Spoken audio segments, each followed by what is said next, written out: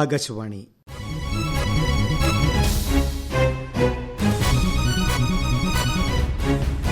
ജില്ലാ വൃത്താന്തം. ഇന്ന് കൊല്ലം ജില്ല.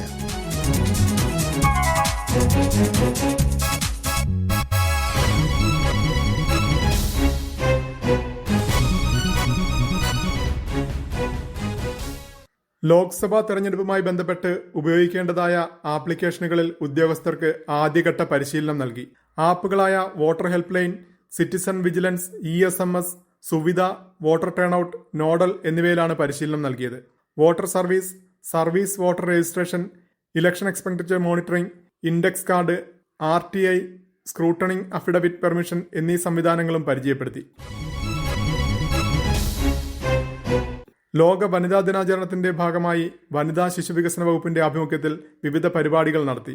വനിതാ ദിന തീമായ invest in woman, accelerate progress ആസ്പദമാക്കി night walk shopping, film show, സംഗീത പരിപാടി, സ്വയം പ്രതിരോധ പരിശീലനം എന്നിവ നടത്തി. സ്ത്രീധന നിരോധന പ്രതിജ്ഞയും എടുത്തു. Kerala association for rural development, Jan Shikshan Sansthan, NABARD എന്നിവയുടെ സംയുക്താഭിമുഖ്യത്തിലും വനിതാ ദിനാചരണം സംഘടിപ്പിച്ചു.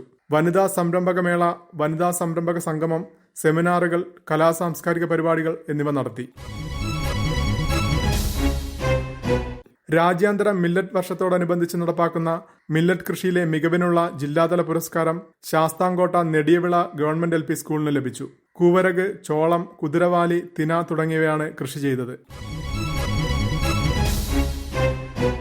ജില്ലയിൽ വനിതാ കമ്മീഷൻ നടത്തിയ അദാലത്തിൽ 79 കേസുകൾ പരിഗണിച്ചു. 26 കേസുകൾ തീർപ്പാക്കി. 2 എണ്ണം റിപ്പോർട്ടിനായി അയച്ചു.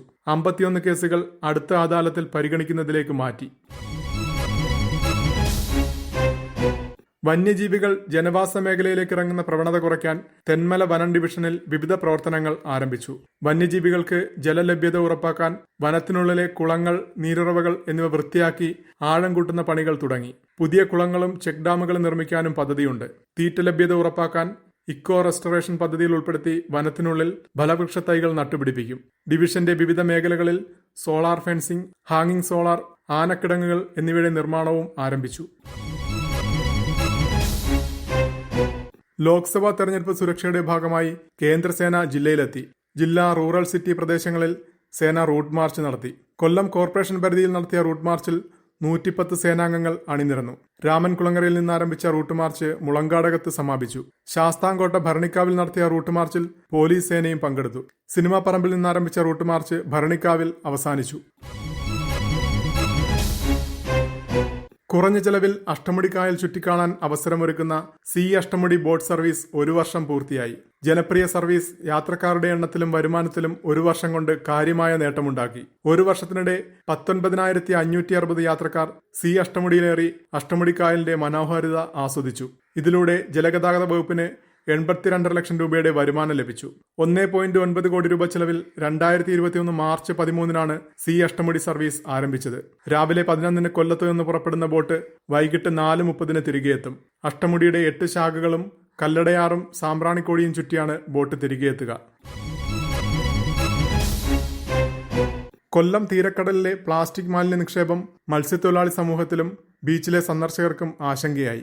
കമ്പവല നീട്ടിയ മത്സ്യത്തൊഴിലാളികൾക്ക് മീനിനേക്കാൾ കൂടുതൽ പ്ലാസ്റ്റിക് കവറുകളും പാഴ്വസ്തുക്കളും ലഭിച്ചു.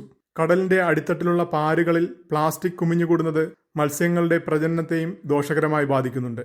കാക്കത്തോപ്പ്, ഇരവിപുരം, താന്നി, മുക്കം ഭാഗങ്ങളിൽ കമ്പവല നീട്ടുന്ന തൊഴിലാളികൾക്കും മത്സ്യലഭ്യത വലിയ തോതിൽ കുറഞ്ഞു. ലോക ഗ്ലൂക്കോമ വാരാചരണത്തിന്റെ ജില്ലാതല സമാപന സമ്മേളനം കളക്ടറേറ്റിൽ നടത്തി. ജില്ലാ മെഡിക്കൽ ഓഫീസർ ഉദ്ഘാടനം ചെയ്തു. 170 ജീവനക്കാർക്ക് നേത്ര പരിശോധന നടത്തി. കണ്ണിലെ മർദ്ദം, ഫംഗസ് ബാധ എന്നിവ പരിശോധിച്ചു.